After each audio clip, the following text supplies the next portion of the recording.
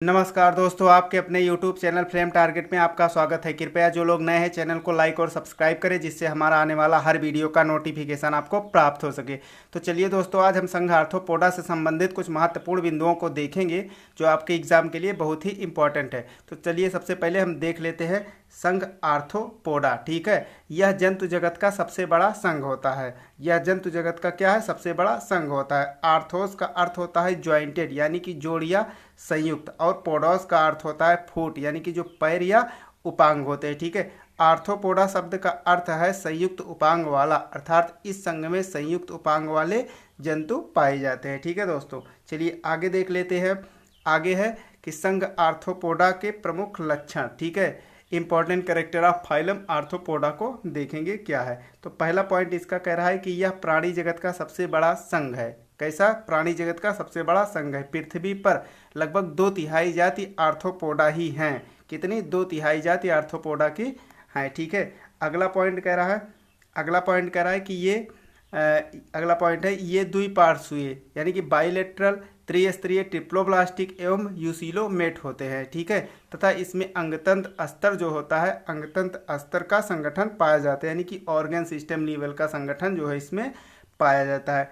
ठीक है, next point इसका कह रहा है कि इसमें खुला रक्त परिसंचरण तंत्र पाया जाता है। कैसा? खुला रक्त परिसंचरण तंत्र पाया जाता है, अर्थात रक्त वाहिकाएं इसकी जो होती है वो अनुपस्थित होती है। कैसी होती है? एब्सेंट होती हैं। रुधिर वाहिकाओं में जो है रुधिर वाहिकाओं में नहीं बहता है, यानी कि रुधिर जो होता है वो वाहिकाओं में नहीं बहता है, बल्कि देह गुहा ही रक्त से भरी होती है। कैसी?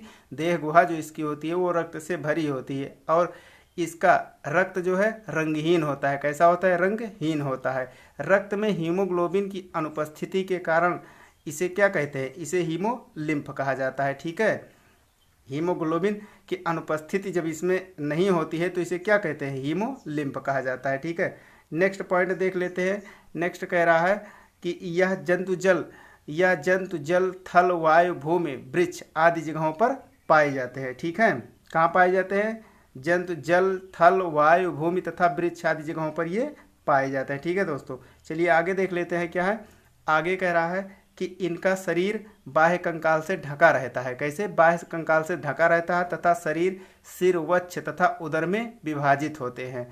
ठीक है, इसमें संधियुक्त पाद पाया जाता है। इसमें कैसा पाद? संधियुक्त पाद पाया जाता है, यानी कि ज्वाइंटेड लेग्स पाया जाता है। जैसे झींगा जो प्राण होता है, इसमें 19 जोड़े पाद पाए जाते हैं। ठीक है, 19 जोड़े पाद पाए जाते हैं। ठीक है, अगला पॉइंट देख लेते हैं। अगला पॉइंट कह रहा है कि संवेदी अंग जैसे एंटीना, नेत्र, ठीक है, या स्टेटोसिस्ट या संतुलन अंग आदि इसमें पाए जाते हैं। ठीक है, नेक्स्ट पॉइंट कह रहा है कि नर एवं मादा पृथक होते हैं। ठीक है, इसमें नर और मादा जो होते हैं वो पृथक यानी कि अलग अलग होते हैं, तथा ये अधिकांशतः अंडे देने वाले होते हैं। कैसे होते हैं? अधिकांशतः ये अंडे देने वाले होते हैं। ठीक है, नेक्स्ट पॉइंट इसका कह रहा है कि तिलचट्टा जो होता है, ये जो कॉकरोच होता है, ये हृदय 13 चैम्बरों का बना होता है। कितने चैम्बरों का? 13 चैम्बरों का बना होता है, तथा यह सेंसरी हेयर्स द्वारा अल्ट्रासोनिक साउंड प्राप्त करता है। किससे? सेंसरी हेयर्स द्वारा अल्ट्रासोनिक साउंड प्राप्त करता है। ठीक है दोस्तों, चलिए अब देखेंगे हम संघ आर्थ्रोपोडा के प्रमुख जंतु कौन कौन से हैं। संघ आर्थ्रोपोडा के प्रमुख जंतु कौन कौन से हैं, तो देख लेते हैं।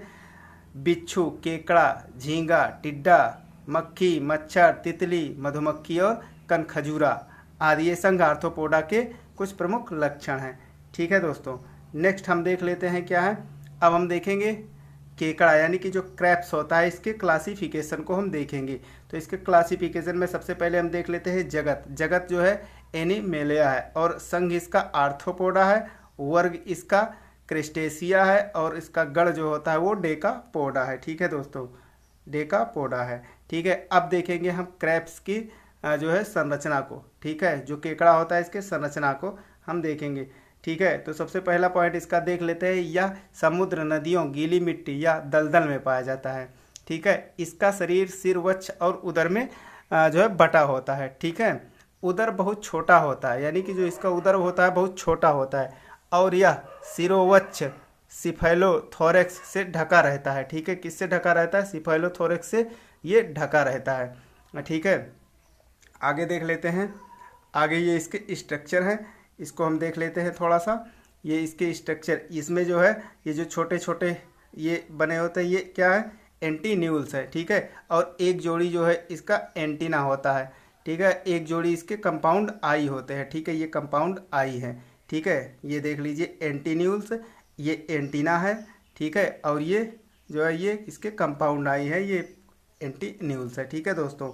चलिए, और आगे इसका ये जो है ये इसके वॉकिंग लेग्स हैं, ठीक है, इसके वॉकिंग लेग्स हैं।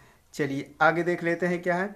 आगे कह रहा है कि इसके अग्रछोर पर एक छोटी एंटीनी तथा एंटीन्यूल्स तथा वृंतों पर स्थित एक जोड़ी संयुक्त जो है नेत्र पाए जाते हैं, ठीक है। जो भी हमने आपको बताया वो इसके संयुक्त नेत्र पाए जाते हैं, ठीक है। नेक्स्ट पॉइंट कह रहा है कि वृक्ष के अंतिम 5 जोड़ी उपांग, ठीक है। वृक्ष के अंतिम 5 जोड़ी उपांग लंबे चलन पाद, यानी कि जो अभी बताया हमने कि वॉकिंग लेग्स होते हैं। पहली जोड़ी के पाद शिकार को पकड़ने तथा जो है शत्रु से लड़ने हेतु बड़े मजबूत तथा सरसी युक्त होते हैं। दोस्तों ये सरसी युक्त होते हैं और जैसे शिकार आता है उसको जो है पकड़ लेते हैं, ठीक है। चलिए आगे देख लेते हैं क्या है।